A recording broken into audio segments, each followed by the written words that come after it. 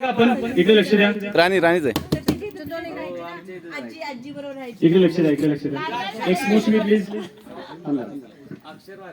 सुवर्णा ही व्यक्ती आज एका वेगळ्या स्टेजवर पोहोचली आहे. असं करून दाखव. असं कर. आज ती एक विशेष बॉडी बिल्डिंग स्पर्धेमध्ये भाग घेणार आहे. सिक्रेट होतं ते, मला सांगितलं बोलू नको ते, पण असू दे. आपल्या शाळेचा पैलवान खरंच आहे आणि ती इतकं हार्ड वर्कआउट करते, आपण विचारही करू शकत नाही. म्हणजे तुम्ही 5-6 जणी मिळून सुद्धा तेवढं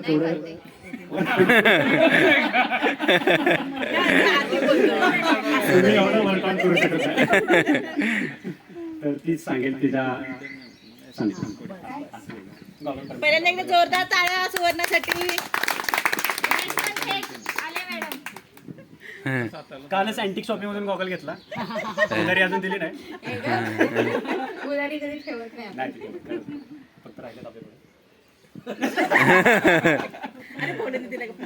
अरे बसा बसा ना बाजूला. विशाल तू बस खाली. फेशियल कडक झाली. विशाल खाली बस तू. अरे तुम्हाला दिसत नाही ना. विशाल सिट डाऊन. सर्वांना प्रथम सॉरी लेट झाल्याबद्दल. आणि पाणी तरी पिऊ दे की बाबा जरा. तसलं नाही, पाणी पाजन 4 चौघांना पाणी कशी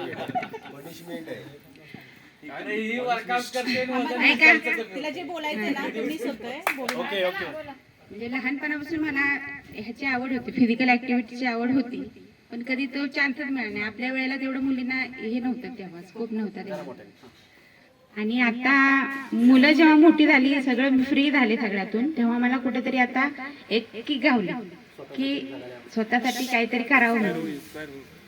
आधी मी पोलीस भरतीसाठी ट्राय केलं होतं, पण माझं 3 मुलांच्या ह्याच्यामुळे ते ऍप्लिकेशन माझं हे झालं, रिजेक्ट झालं. पण त्याच्यानंतर मी शांत बसले नाही. मी जिम जॉईन केलीच होती. हळूहळू पुढं जेव्हा मी इम्प्रूव्हमेंट करत गेले, तेव्हा माझे ट्रेनरच बोलले की तुम्ही बॉडी बिल्डिंगसाठी ट्राय करा म्हणून.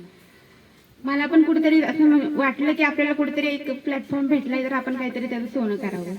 आणि तोच प्रयत्न आता चाललाय. तुमच्या सगळ्यांच्या शुभेच्छा आणि प्रेम असंच राहू द्या. आणि पुढच्या वर्षी आपण बॉडी पोजिंगची हे ठेवू. जेंट्स विरुद्ध सुवर्णा, सगळ्यात जास्त कोण डिप्स मारेल. आणि कालच आमची भेट झाली त्यांच्या जिम मध्ये. सगळ्या जेंट्सना हरवून तिने एका दमात किती पुशअप मारले? 40 पुशअप मारले. जरा व्हिडिओ बंद कर.